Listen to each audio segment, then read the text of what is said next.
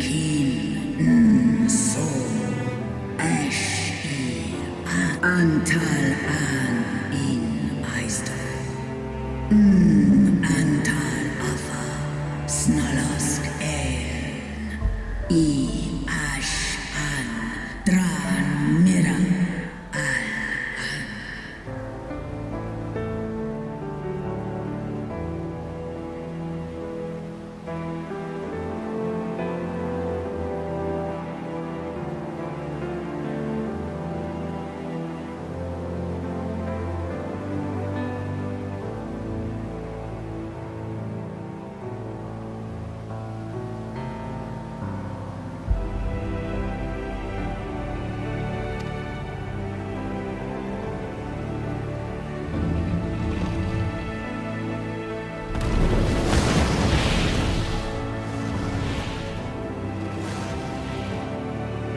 Noble warriors, the dragons chose their friends well.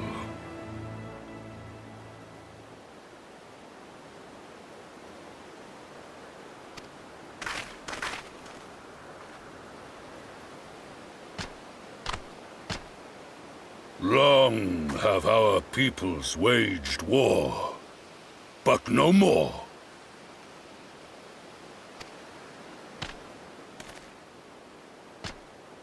Your fallen lie beside our own. By our words and deeds shall we honor their sacrifice.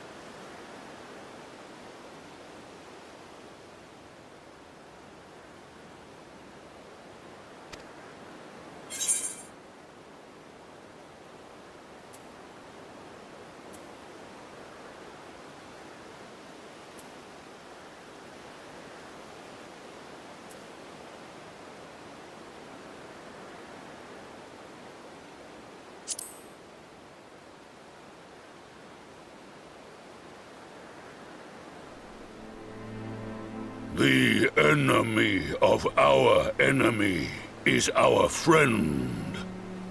And you have proven yourselves worthy of our trust. It is the Garleans who are deserving of our fury.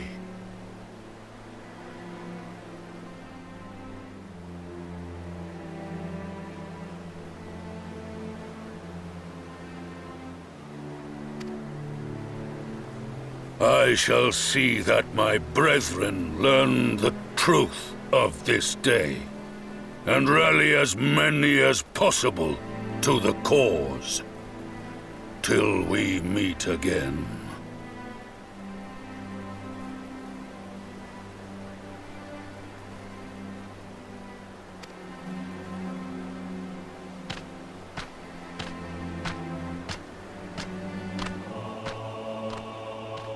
And thus did we make allies of the Amalja.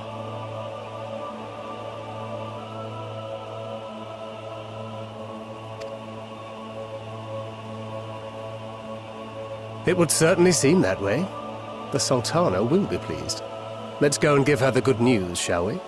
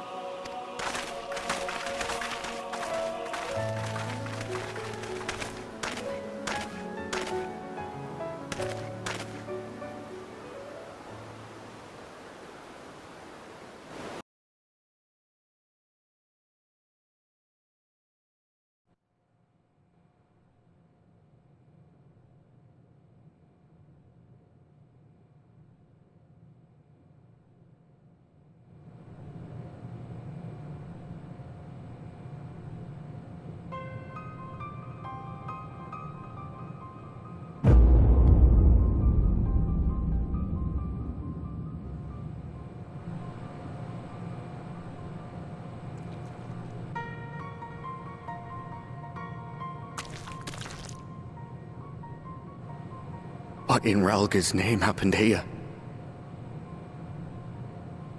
The gods only know. But you can bet these poor sods aren't here by choice.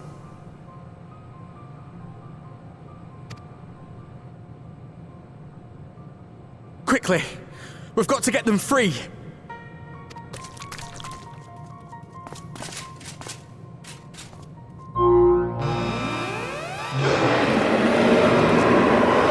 Get back!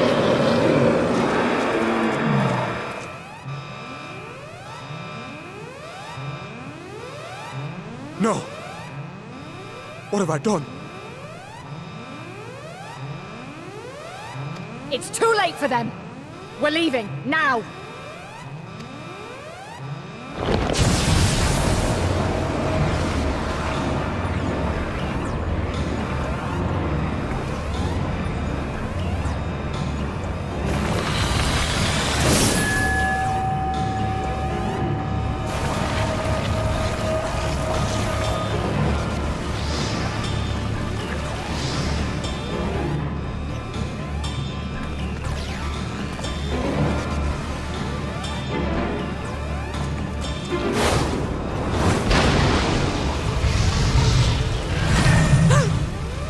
No!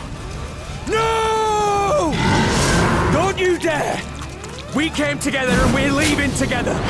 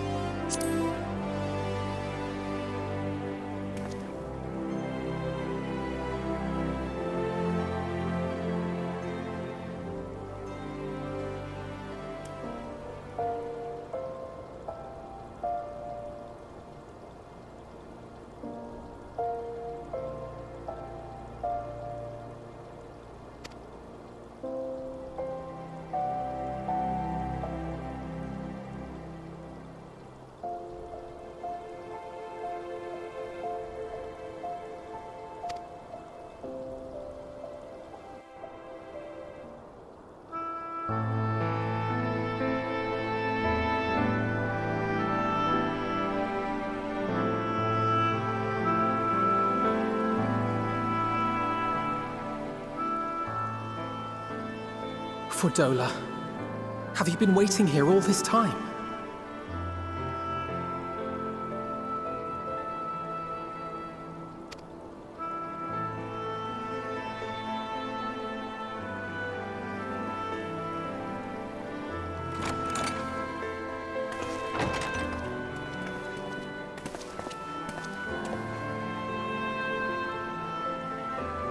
We have done what we can.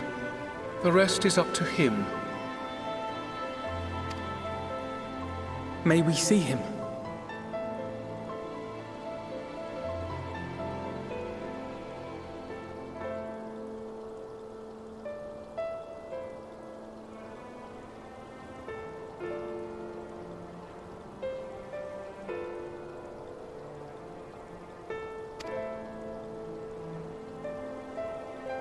I do not think that wise.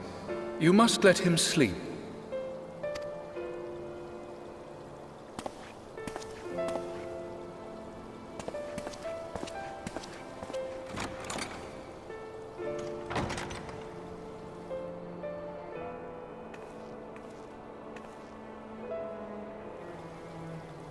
Thank you for bringing him back. He owes you his life.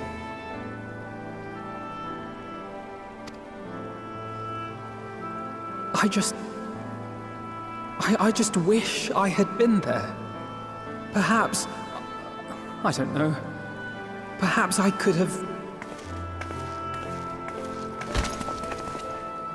Could have what? Got tempered? Don't flatter yourself. You can't save everyone. No one can. Not even the warrior of bloody light.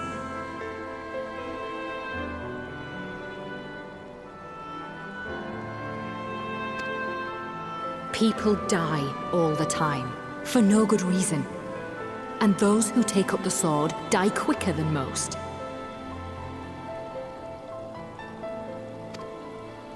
If you're going to shed a tear every time a soldier falls on the battlefield, you'd best stay away. It's no place for the weak of heart.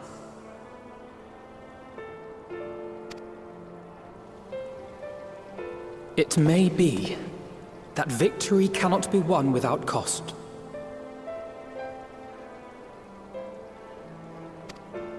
But all life is precious, and I refuse to shrug at its loss.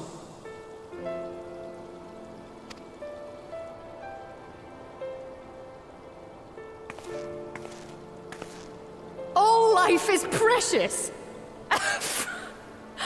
Oh, you need to grow up, little man. Before your sparkling ideals get everyone killed.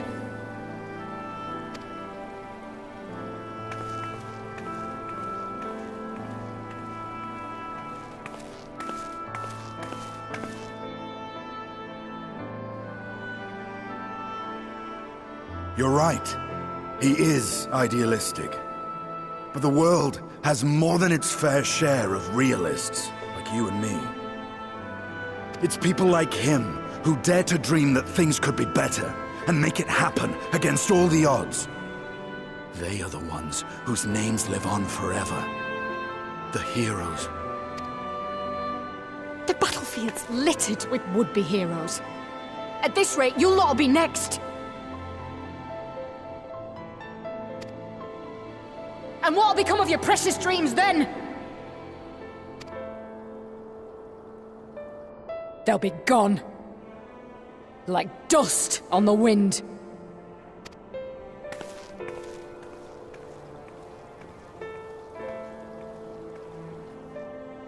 Dreams worth fighting for don't die so easily.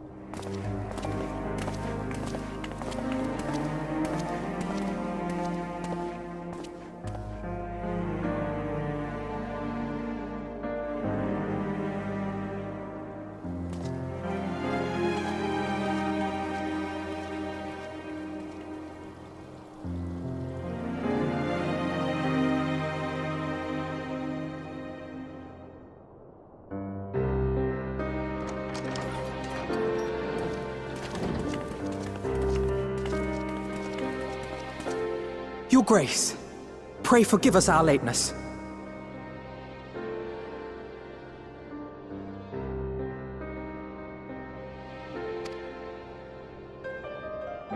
Think not of that. I understand a close comrade of yours was wounded in the line of duty. Arenvold.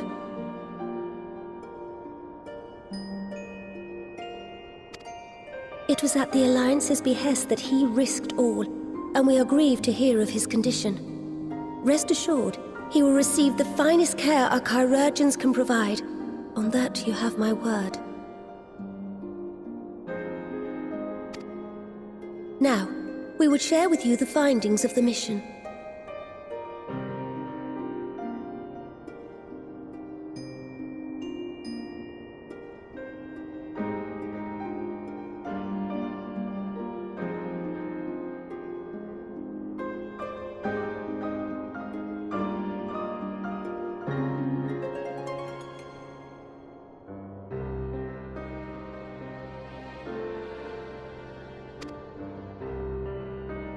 Pippin, pray relate to our guests the details of Fordola's account.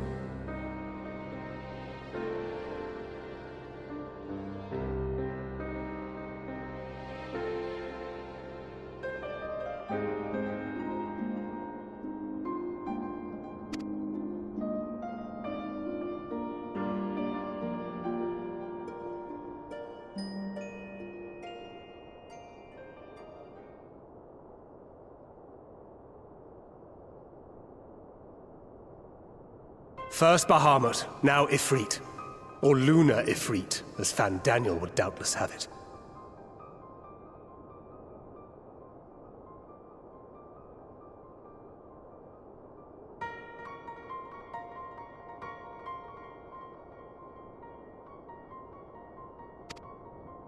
"'Tis now all but certain that the towers were conceived to facilitate the summoning of primals by those imprisoned within.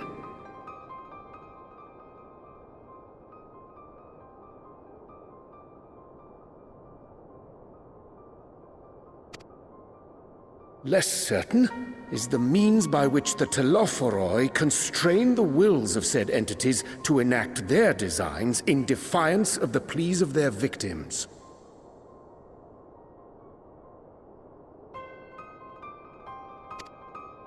Mayhap they do not. If mere proximity to the towers is enough to make loyal servants of the Empire's mortal enemies, it stands to reason that the same is true for those held captive.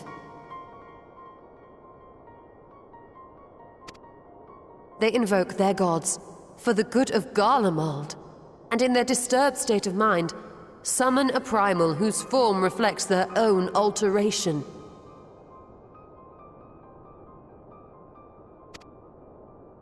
It all begins to make sense.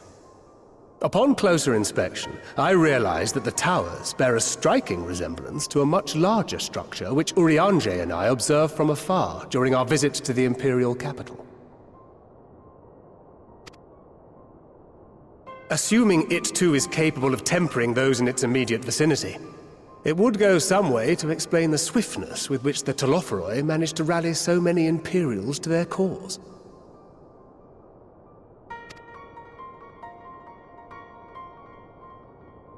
While the situation in Garlemald is indeed troubling, I fear we have more immediate concerns.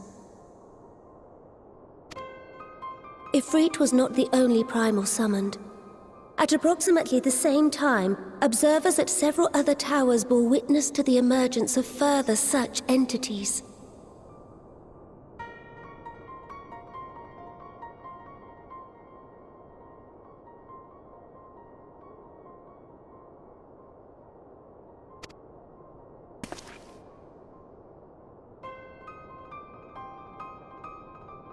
For a blessing, none appear to wield aught approaching the destructive power of Bahamut, and the Grand Companies are moving to deal with the threat even as we speak.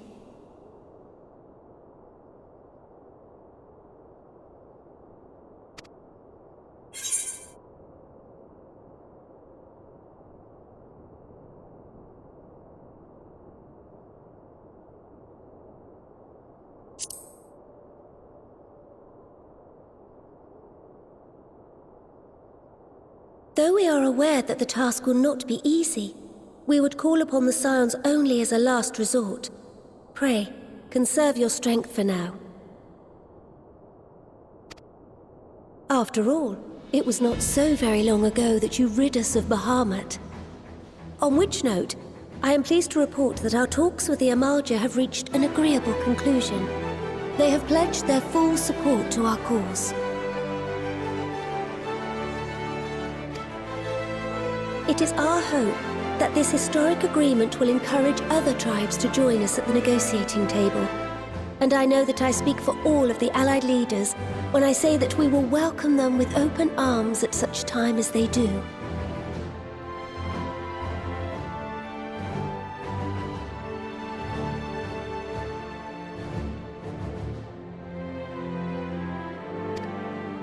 Of course, this was only made possible by the feats of heroism performed at Paglth'an. Moreover, we shall not allow the sacrifices of those fallen in battle to have been made in vain. As hope leads to victory, shall victory lead to a new dawn for Eorzea.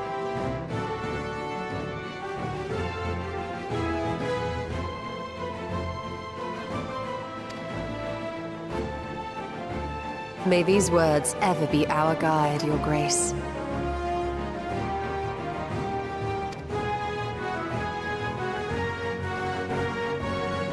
Now, if you will forgive me, I must consult with the Syndicate on the matter of our new allies' integration. Till next we meet, my friends, I bid you safe travels and blessed respite.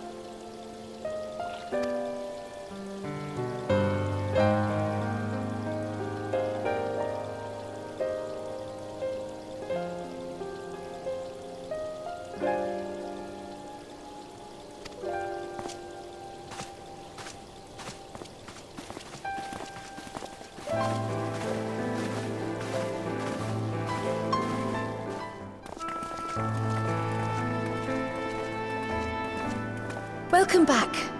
I expect you must all be exhausted. Ere you take your rest, however, I would beg a moment of your time.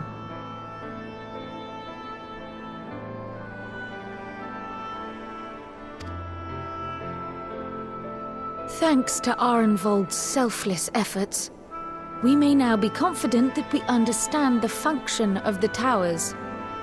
But many questions remain regarding the reason for the summonings and what lurks behind the looming edifice in Garlemald.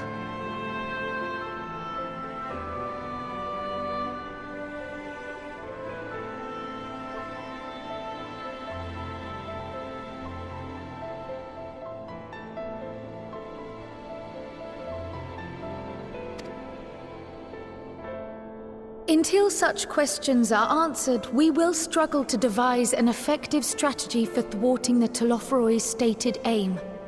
Nothing less than the destruction of this star. And so, given the gravity of the situation, I move that we petition the aid of Sharlayan.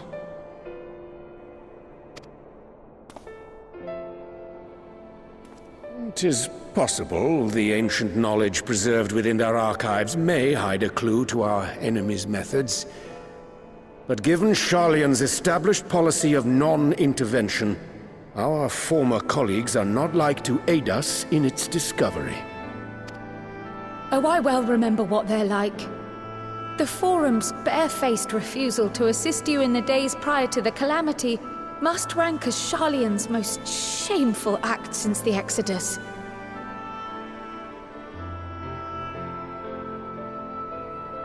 But were the final days to be reenacted, it would spell doom for us all. Surely even they cannot turn a blind eye to that. I trust we are all of the same mind on this matter. Urgent as it seemed, I took the liberty of petitioning the Alliance for leave to act as Eorzea's emissary, and have since received their blessing. I presume your role as a student of Baldesion will carry some weight with the Forum? One can but hope. If truth be told, our organization has been a shadow of its former self ever since the disappearance of the Isle of Val. But the name does still retain some degree of prestige. I only pray it will be enough. If there are no objections, I shall depart for Sharlayan at once. But before I do, I should also mention the other matter to which I would devote some time during my stay. After hearing what transpired in the first, I began to question the true nature of Hydaelyn's blessing. A topic I have discussed at some length with Y'shtola.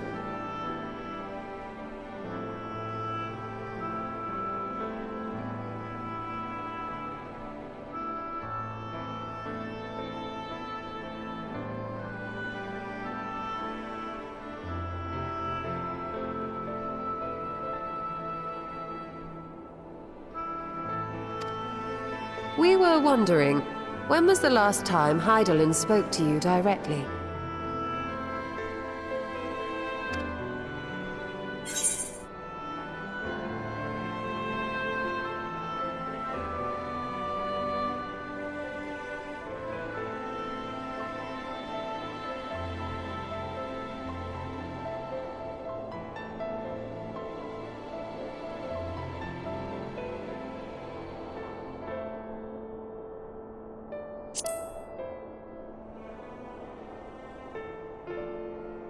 When you regained her blessing, was it not? But never since. Not in all your time in the First, when you faced the Unsundered, the very heart of Zodiark. History shows us that Hydaelyn is able to awaken the echo in her chosen, convey her will directly, and grant the blessing of light. To our knowledge, however, she has not sought to intervene in man's affairs for some considerable time. Might not the explanation for that lie with her choice of champion? Mayhap she is content to trust in her judgment. Mayhap she is. But following my initial discussion with Kryl, I made inquiries of my own. And as far as I'm able to tell, Hydaelyn has not made her will known to anyone. During my time in the First, the Oracle of Light spoke to me through Reem. But that was not the will of Hydaelyn. It was Minfilia herself. Indeed. And while she and Hydaelyn were inextricably linked, Minfilia yet acted of her own volition. A messenger, yes, but one who spoke with her own voice. I wonder, could Hydaelyn's silence suggest the presence of some disruptive force, perhaps? Some obstacle to communication? While I share Urianger's high opinion of your conduct, I see no reason why she would deny you her guidance altogether. Then again, who am I to say? The fact is, we simply don't know. But if the explanation is to be found anywhere, I can think of worse places to look than the archives of Sharlayan, and their research on the Ethereal Sea in particular.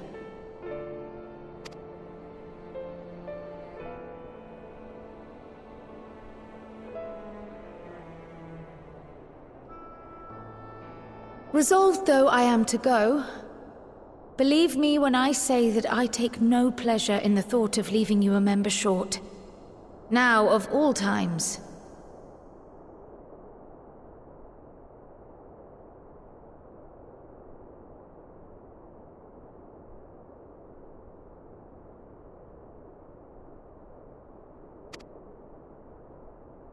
Estinian, we stand on the eve of a struggle that will decide the fate of this star. One in which we Scions may play a telling part, yet we are but few in number.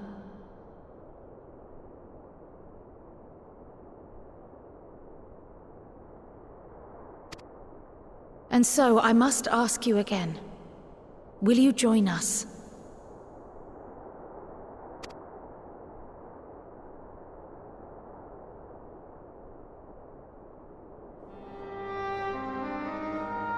You see the world the way you want it to be. I see the world the way it is. You are idealistic to a fault.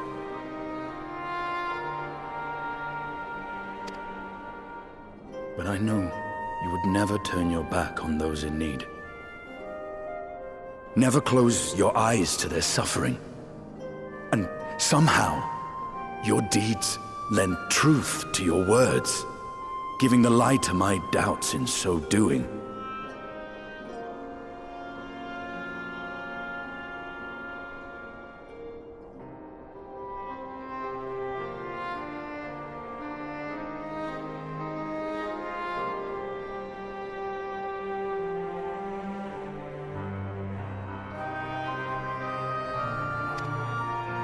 I have seen others draw strength from your belief. In Ishgard, in Alamigo, you inspired them to stand up and fight. To win, no less.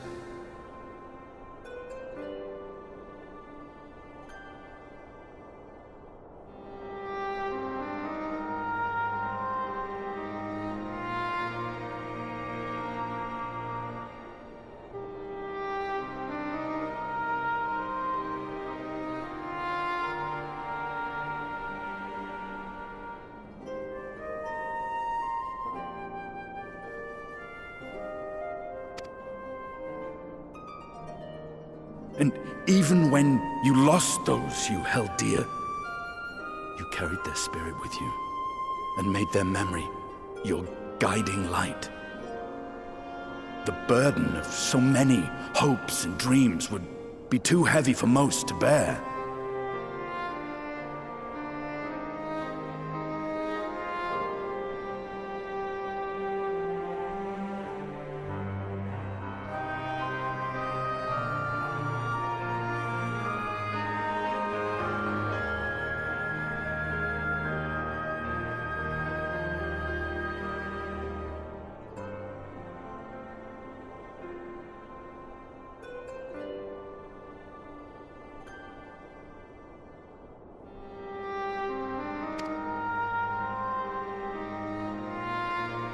But you bear bear it willingly. As you have shown me, some dreams are too important to let go.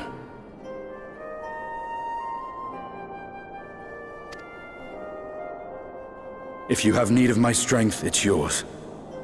After all you've done, how could I refuse?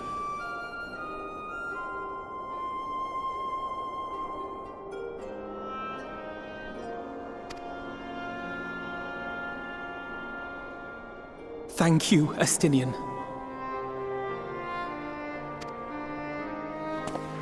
Whatever challenges await us, I shall not falter. You have my word.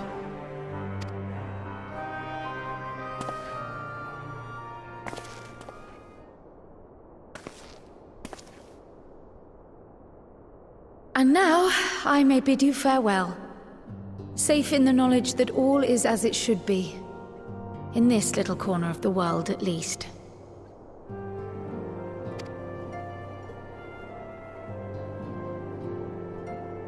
You will be sorely missed.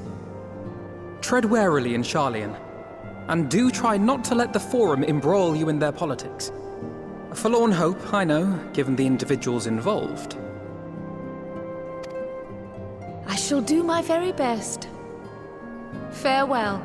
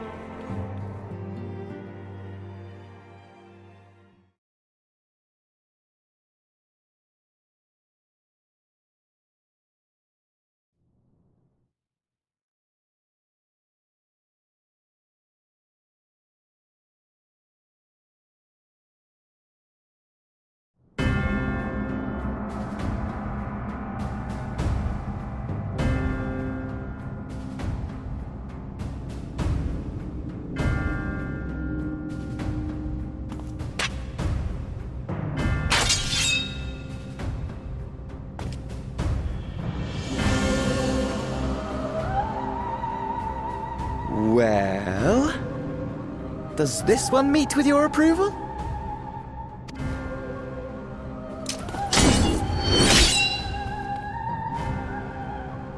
Apparently not. Or could it be that you're still upset about the dragons?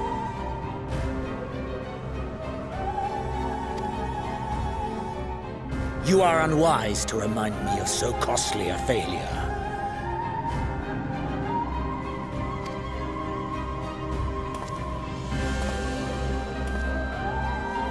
It will not affect our plans, I trust.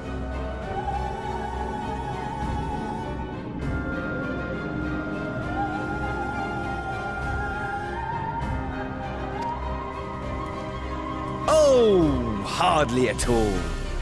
Though, admittedly, the chances of us being able to procure any more Mericidian dragons are rather slimmer following Tiamat's reappearance.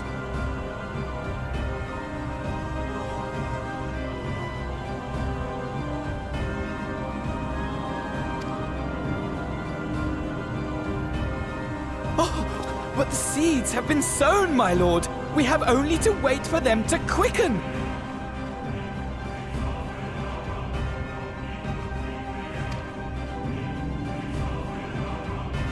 Speaking of preparations, is it safe to assume that you will be ready to control you-know-what?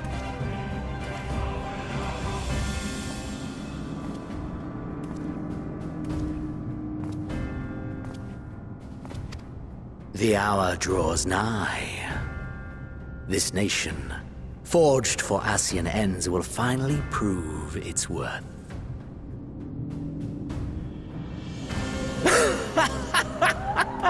A mighty empire, now no more than an instrument of this star's destruction. What a pleasure it will be to put it to use.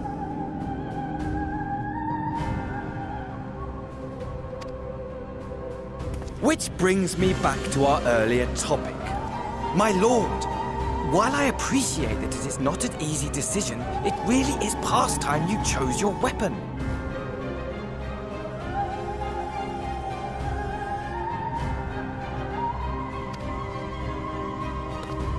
There is one that I have been meaning to test.